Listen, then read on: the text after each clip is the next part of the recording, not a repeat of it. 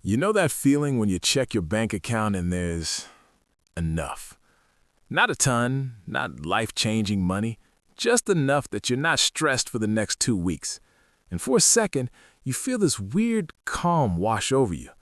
But then you remember your student loans or your car payment or that your savings account is basically just vibes and a prayer.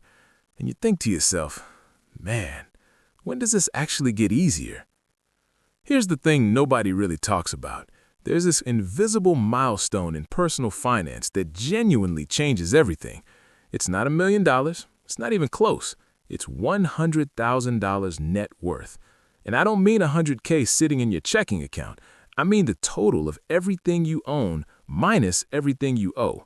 Your savings, your retirement accounts, your car if you own it, your house equity if you have it, minus your debts. And when you hit that number, something shifts. Not in your lifestyle necessarily, but in how money works for you.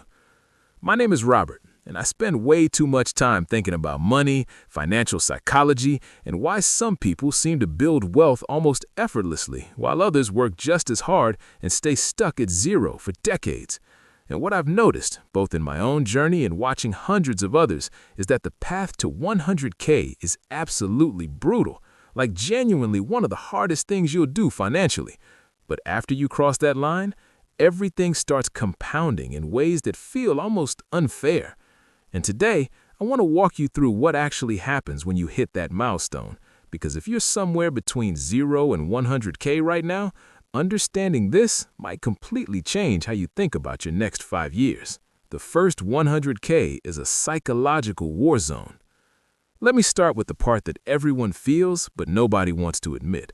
Getting to your first $100,000 net worth is borderline miserable. And I don't mean that to discourage you. I mean it to validate what you're probably experiencing right now. When you're starting from zero, or worse, starting from negative because of student loans or credit card debt, every dollar you save feels like it disappears into a void. You put $500 into your savings account, and it feels like nothing. You contribute to your 401k and the balance barely moves. You pay extra on your loans and the principal goes down by what feels like 12 cents. There's no visible progress. There's no momentum. It's just this grinding, thankless slog where you sacrifice going out to dinner or buying new clothes or taking that trip your friends are taking. And your reward is that your net worth goes from negative 15,000 to negative 12,000. Congrats. Pop the champagne. Charlie Munger, Warren Buffett's business partner, once said that the first 100K is a bitch. And honestly, that might be the most accurate financial advice ever given. Because here's what's happening during those early years. You're fighting against yourself. You're fighting against the lifetime of habits. You're fighting against a consumer culture that is actively designed to separate you from your money. You're fighting against friends who don't understand why you won't just live a little. And worst of all, you're fighting against the math.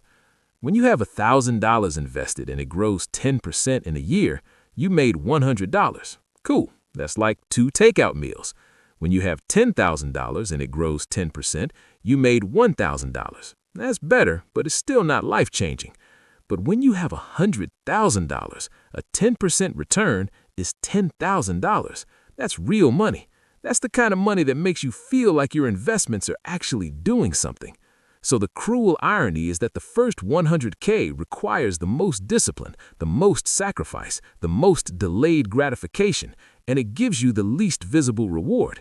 But you have to do it anyway. The compound interest inflection point. Here's where things get interesting, and this is honestly the part that blew my mind when I first understood it. There's this phenomenon in mathematics called exponential growth, and we hear about it all the time with investing. Compound interest, compound interest, compound interest. But our brains don't really process exponential growth well. We think linearly. We think if we save $10,000 a year, then in 10 years we'll have $100,000, which would be true if you stuffed it under your mattress. But if you're investing that money, something way more interesting happens. Let's say you're 25 years old and you start investing $10,000 a year into a retirement account. We'll assume a 7% annual return, which is pretty conservative for a long-term stock market investment. By the time you're 35, you've contributed $100,000 of your own money. But because of compound interest, your account isn't worth $100,000. It's worth around $138,000. So you made $38,000 just from your money growing. That's nice. But here's where it gets wild. Let's say you keep going at that same pace. By the time you're 45, you've contributed $200,000 total. But your account isn't worth $200,000. It's worth around $439,000. By 55, you've contributed $300,000, but your account is worth almost $1.09 million. Do you see what happened there? In the first 10 years, your gains were $38,000. In the second 10 years, your gains were $239,000. In the third 10 years, your gains were $490,000. Same contribution every year, but the gains accelerated like crazy. This is what people mean when they say the first 100K is the hardest, because once you hit that threshold, your money starts working almost as hard as you do. You're not just relying on your paycheck anymore. You're relying on your paycheck plus the returns your investments are generating. And as that invested amount grows, those returns grow too. I remember when I first hit around $80,000 net worth and I started checking my accounts obsessively because I could see the finish line. And then I hit 100K and I swear like 6 months later I looked and I was at 120K and I hadn't changed anything about my saving rate. The market had just done its thing, and suddenly I had an extra $20,000 from basically nowhere. That's when it clicked for me. This actually works. But here's the part nobody tells you. Hitting 100K doesn't just change your money, it changes your brain. When you have zero savings or close to it, you operate from a place of scarcity. Every financial decision is stressful. Car breaks down? Panic. Lose your job? Catastrophe. Want to switch careers? Impossible. You're trapped, basically, by the lack of margin in your life. But when you have $100,000 net worth, something shifts. And it's not that you're rich. You're definitely not rich. Depending on where you live and your lifestyle, 100K might not even be that much. But psychologically, you're in a completely different place. You start making decisions from abundance instead of scarcity. You can take a risk on a new job because you have a cushion. You can negotiate your salary more aggressively because you're not desperate. You can invest in yourself, take a course, start a side business, move to a new city because you have the financial foundation to absorb a temporary setback. And here's the kicker. When you make decisions from abundance, you tend to make better decisions. You're not grasping at get-rich-quick schemes. You're not buying stuff you don't need to fill some emotional void. You're not staying in a toxic job because you're terrified of being broke. You're operating from a place of clarity and intention. And that, more than the actual dollar amount, is what changes your financial trajectory. I've seen this happen over and over. People grind their way to 100K, and then suddenly they hit 200K way faster than they expected. Not because they're making way more money or investing differently, but because they're not self-sabotaging anymore. They're not making fear-based decisions. The career confidence multiplier. Let's talk about something I don't see mentioned enough: how your net worth affects your career. When you have no savings, you have no leverage. Your boss knows it, you know it.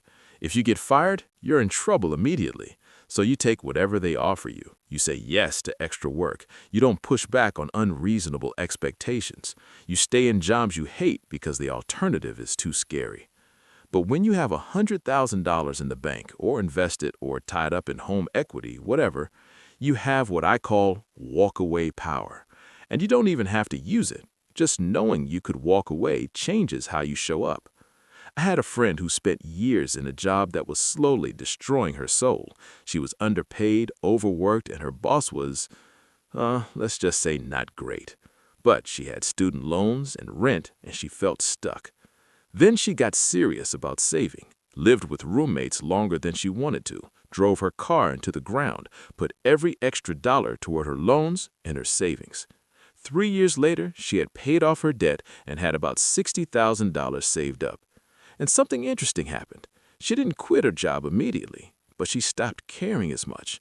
Not in a bad way. She still did good work, but she stopped bending over backwards. She started saying no to things. And because she wasn't operating from fear anymore, she actually got better at her job. She was more creative, more confident, more willing to share her ideas. Within a year, she got a promotion. Then she got recruited to another company for a 40% raise. And she told me later that none of that would have happened if she hadn't built that financial cushion first, because that cushion gave her the confidence to act like someone who had options. And once you act like you have options, you start getting them. The lifestyle inflation trap.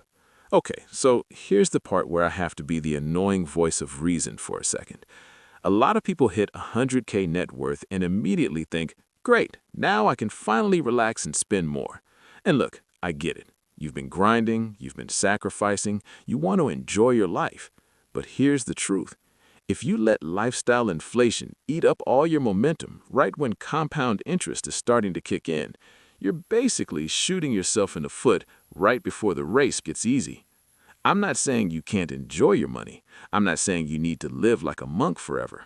But there's a massive difference between intentionally upgrading your life in ways that genuinely matter to you and just drifting into spending more because you can. The people I know who built real wealth didn't dramatically change their lifestyle when they hit 100K. They kept living more or less the same way, maybe with a few targeted upgrades, better mattress, nicer vacation, whatever actually improved their quality of life. But they didn't suddenly move to a luxury apartment or buy a new car or start eating out 5 nights a week, because they understood that the next 100K was going to come way faster if they didn't sabotage their own progress. And here's the beautiful part. When you hit 200K or 300K or 500K, the upgrades you can afford are way better anyway. So you're not missing out. You're just delaying gratification for a genuinely better outcome. There's this quiet confidence that comes with having money. Not showing off confidence, not flashy car confidence, just groundedness. When you know you could handle an emergency, you stop being so stressed all the time. When you know you could survive losing your job for 6 months, you sleep better. When you know you're building something real, you feel more secure in who you are, and people notice. They might not know you have 100K net worth, and you probably shouldn't tell them, honestly, because money makes people weird. But they notice that you're not stressed about money constantly. They notice that you make decisions with intention. They notice that you're not grasping or desperate. And that changes how people treat you, how opportunities come to you, how you move through the world. So here's what I want you to take away from this.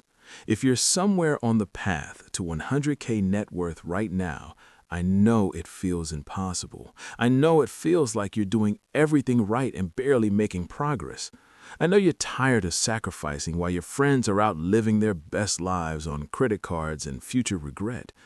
But keep going, because the math is on your side, because compound interest is real, because every dollar you save now is going to multiply in ways that will shock you 10 years from now. And when you hit that 100K milestone, don't stop. Don't coast. Don't let lifestyle inflation steal your momentum, because that's when things get really interesting. That's when you stop fighting against the current and start flowing with it. The first 100K is brutal, but it's also the foundation for everything that comes after. And once you've built it, you'll look back and realize it was the best decision you ever made, to delay gratification, to trust the process, to build something real when everyone around you was focused on looking rich instead of being wealthy. You've got this. Just keep stacking those dollars, keep investing, keep learning, and trust that the math will do what the math does, because it always does.